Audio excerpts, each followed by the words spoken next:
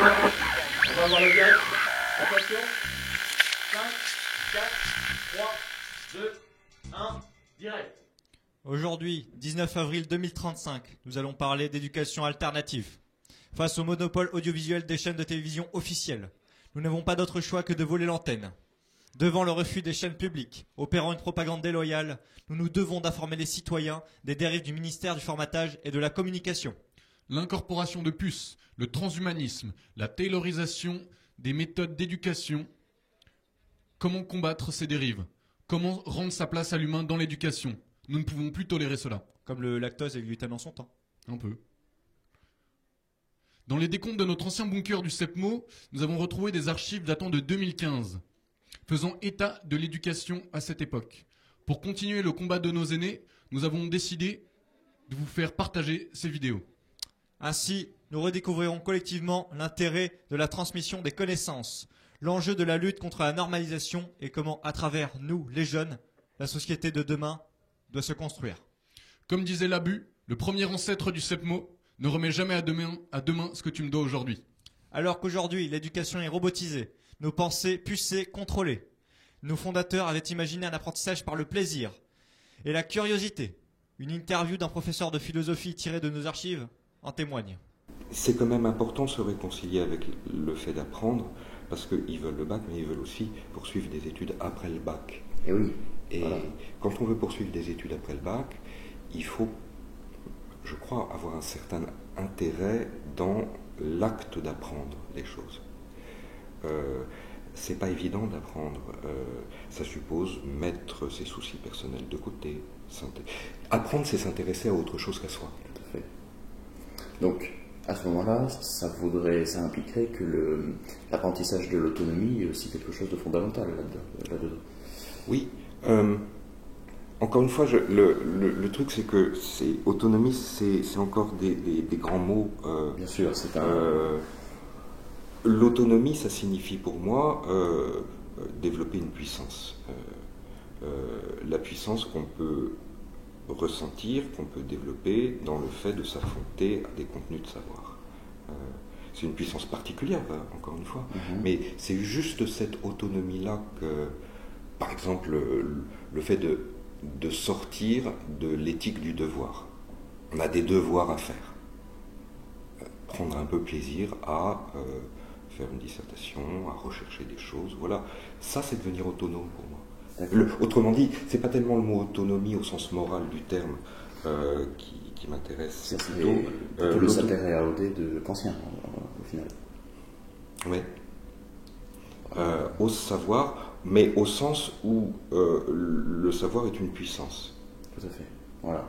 Et non pas un devoir. Je ne suis pas tellement kantien là-dessus. C'est-à-dire que c'est Kant fait de la culture un devoir moral.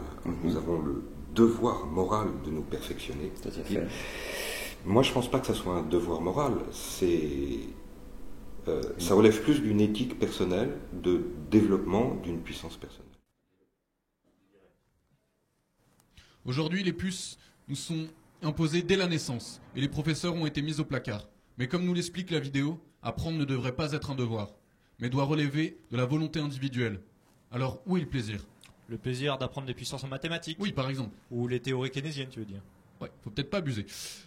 Quand je dis plaisir, c'est justement ce que nous provoque la présence du professeur Nikolai Bogdajobs, titulaire d'un master de sociologie cognitive transcendantale, doctorant en sciences humaines spécialité éducation informatisée et d'un CAP usinage de pièces de lavabo, avec lequel nous allons pouvoir débattre sur les arguments du ministère concernant les changements éducatifs. Il a l'air tellement d'être heureux avec nous. Ah oui. Allez, détache-le. Monsieur le professeur Bogdajobs, expliquez comment l'éducation a évolué et qu'avez-vous à dire à ce sujet? Sachez déjà premièrement que je désapprouve carrément vos méthodes. Je vous trouve horrible avec moi et je ferai couler votre émission. Je connais des personnes haut placées. Et pour répondre à votre question, face à la dégénérescence intellectuelle des nouvelles générations, il nous fallait prendre des mesures radicales. C'est ainsi que moi et mon équipe avons décidé il y a quelques années d'informatiser l'éducation, de pucer les élèves dès la naissance et de mettre tous les professeurs à la retraite pour que le savoir soit le même pour tous. On voit bien où ça vous mène, hein, dans une cave attachée, bâillonnée. Je fais ça pour la sauvegarde de l'espèce et de son intelligence. Et le respect de l'humain dans tout ça? Il n'y a pas de respect. Nous vivons dans un monde en compétition permanente. Le capitalisme et l'esprit d'entreprise sont lois. Nous devons dépasser nos propres capacités pour atteindre un niveau de croissance économique exceptionnel. Vous êtes complètement fou. Je vous prierai de respecter mon autorité. Je n'ai pas obtenu mon doctorat dans une école expérimentale, moi, monsieur. De plus, n'oubliez pas que vous êtes dans une école publique et que vous touchez les subventions de l'État. Alors, public peut-être, les subventions, on n'en a plus depuis très longtemps, monsieur. C'est parce que c'est la crise. C'est la crise, et pour en sortir, vous devez vous soumettre à nos attentes. Enfin, vos attentes. Vous qui favorisez la science expérimentale, pourquoi ne pas valoriser une pédagogie expérimentale? Dites-le nous, hein. Mais ça n'a aucun rapport, Ouais. je ne sais pas. Bon, baillonne-le. Mais- Comme vous pouvez voir, aujourd'hui, Pourquoi- l'éducation est froide et machinale, alors que l'essentiel n'est pas là. Ces procédés ont mené une société lobotomisée. Est-ce la solution? Découvrez ce qu'en pensait un grand émissaire de la sociologie, il y a 20 ans. François Dubay prédisait notre société. Les seuls endroits où on n'innove pas, c'est là où on a fait le tri des élèves de manière si radicale que d'une certaine façon, ça serait absurde d'innover puisque on a obtenu que la sélection fasse que les élèves sont parfaitement conformes au modèle pédagogique traditionnel. Donc c'est pas la peine d'innover. Mais dès qu'on s'éloigne de ces centres qui sont ceux, évidemment, qui occupent symboliquement, qui sont le cœur du système, je veux dire que quand les grands intellectuels français écrivent dans Le Monde ou ailleurs pour parler de l'école, ils pensent tous au lycée Henri IV. Je veux dire, jamais aucun d'entre eux n'a pensé à autre chose qu'au lycée Henri IV. C'est à partir de là que l'on organise le système. Alors quand on descend plus bas ou quand on va dans la périphérie, évidemment, ça innove à tour de bras. Le problème, c'est que quand on regarde le système d'en haut, il innove pas. Il innove même pas du tout. François Dubay, sociologue du XXIe siècle, nous dit bien que si tous les individus reçoivent une éducation semblable normée, beaucoup seront exclus et ne pourront pas s'intégrer par la suite. L'expérimentation est une question de survie pour la conscience collective, car elle permet à tous de s'instruire. Sans professeurs, sans relations humaines pour mettre en œuvre nos connaissances, pour résoudre nos difficultés, nous ne pourrons plus trouver le goût d'apprendre. Alors, je crois que c'est le moment de faire venir Bill, donc Bill IC, qui est réellement un exemple de réussite pour nous tous. Alors, Bill, pouvez-vous vous présenter, nous raconter un peu votre parcours? Eh ben, écoutez, mes parents étaient totalement contre l'implantation donc de la puce du savoir, donc qui donne accès à toutes les connaissances. Donc, j'ai vraiment dû me débrouiller par tous mes moyens, vraiment tout seul. Donc, sachant qu'aucune école robotisée ne pouvait me prendre. Donc du coup, à l'époque où en fait l'éducation expérimentale était vraiment d'actualité encore, j'ai atterri au CEPMO. Donc j'ai vraiment pu me forger ma propre opinion. J'ai pu développer un esprit critique. Et tout ça en fait, ça m'a mené donc à faire des études des études en ingénierie informatique. Ça consiste en fait à créer des prothèses numériques qui permettent aux personnes aveugles de retrouver la vue. Donc vous prenez un transhumanisme qui serait bénéfique à l'homme? Oui, tout à fait.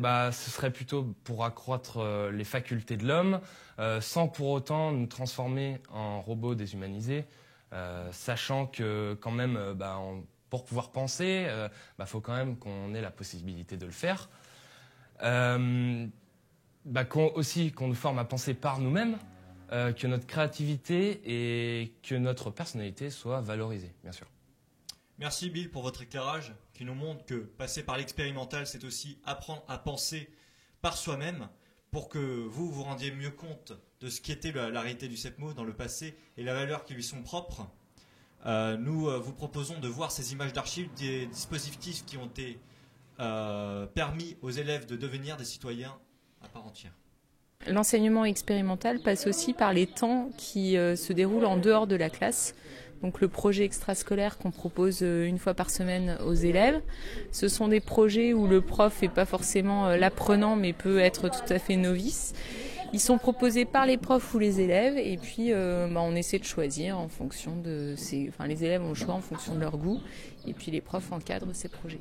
On a aussi, dans l'expérimentation, on a le dialogue entre les individus, donc avec des temps de discussion une fois par semaine, les agoras. Tout le lycée est disponible pour traiter de sujets qui touchent la vie de l'établissement ou des sujets d'actualité. S'il y a des débats, alors on les prépare en général en petits groupes de discussion au préalable.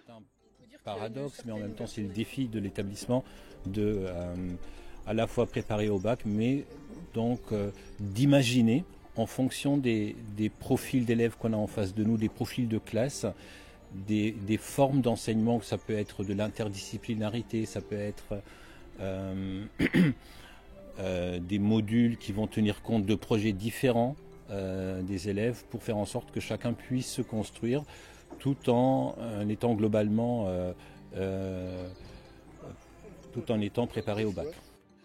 A priori, on prend tous les profils. Leur point commun, c'est de vouloir venir et de tenter une autre manière d'apprendre, d'accepter d'être dans un établissement et d'être partie prenante dans un établissement qui demande aux élèves de s'impliquer, de le porter aussi en étant force de proposition, en faisant preuve d'autonomie, en étant curieux, en acceptant aussi les défis d'être responsable et dans ce sens-là de se préparer aussi à une certaine forme de citoyenneté. Pour faire le point sur la situation actuelle et de ce qu'est le CEPMO, nous accueillons une professeure en génétique numérique, Tara Maraoukine. Tera Maraoukine. Bonjour. Bonjour. Est-ce que tu peux nous expliquer ce qu'est le CEPMO ? Eh bien, le CEPMO est maintenant devenu une structure illégale du fait qu'il se soit opposé en fait à la normalisation et plus exactement aux puces. Notamment, ainsi qu'à la robotisation de l'enseignement. Donc à partir de là, nous nous sommes opposés à ce mouvement-là parce que nos valeurs humanistes ne nous permettaient pas d'adhérer à cette nouvelle forme d'enseignement. Concrètement, comment maintenant cet établissement continue d'exister ? Alors, cet établissement continue d'exister au fond du fond, autrement dit dans l'obscurité.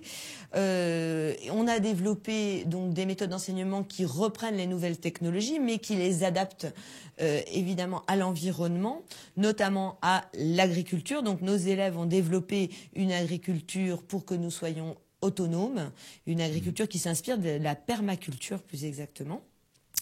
Et puis, on a développé aussi de nouvelles formes d'énergie. Mais la plus grande innovation, évidemment, c'est le fait d'avoir programmé nous-mêmes nos puces. Oui, c'est pas trop mal. Et ces puces, en fait, nous pouvons introduire les savoirs que nous souhaitons dans ces puces. Donc, chaque élève choisit les connaissances qu'il souhaite acquérir. Et cette faculté de choix, comment la construire ? La faculté de choix, on l'a construit à travers l'échange, à travers la communication avec nos élèves, ce qu'on a toujours fait, mais nous sommes de plus en plus à l'écoute de leurs propositions et ils ont proposé énormément de choses concernant les énergies renouvelables, ce qui nous permet de développer le CEPMO en accord avec la nature et en respectant la planète. Alors, une nouvelle communauté d'hippies donc s'est créée. Vous parlez donc de vos élèves, mais d'où viennent-ils ? Comment ont-ils connu le CEPMO ? Et oui, d'où viennent-ils ? Alors, nos élèves viennent de la galaxie entière. Et ils ont des profils tous très différents, mais souvent, ils ont refusé l'implantation des puces ou bien n'avaient pas les moyens d'avoir des puces avec des connaissances très importantes. Donc, ils sont venus vers nous. D'autres encore n'ont pas supporté la robotisation et ont préféré un enseignement avec des professeurs en chair et en os. Ça marche un peu par puce à l'oreille, en fait. Tout à fait. On peut avoir, en effet, un petit peu la puce à l'oreille dans ces moments-là. Et donc, le message que nous souhaitons passer ce soir est le suivant. Rejoignez-nous, rejoignez le CEPMO pour pouvoir défendre une citoyenneté libre et pour pouvoir développer un enseignement citoyen. Choisir nos puces, y accéder librement, faire revenir les professeurs, construire collectivement notre éducation. Voilà ce que nous vous proposons. Pour ce faire, créons des comités de citoyens dans lesquels nous pourrons exprimer nos idées. Pensons ensemble les classes de demain, les futurs Classroom Labs qui sont.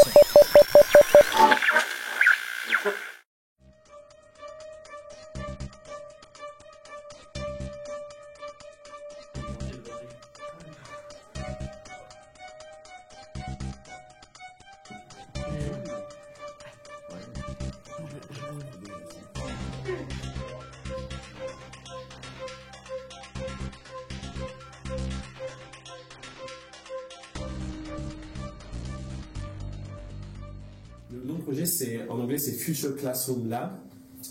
Donc, on pourrait traduire ça en laboratoire de la classe du futur.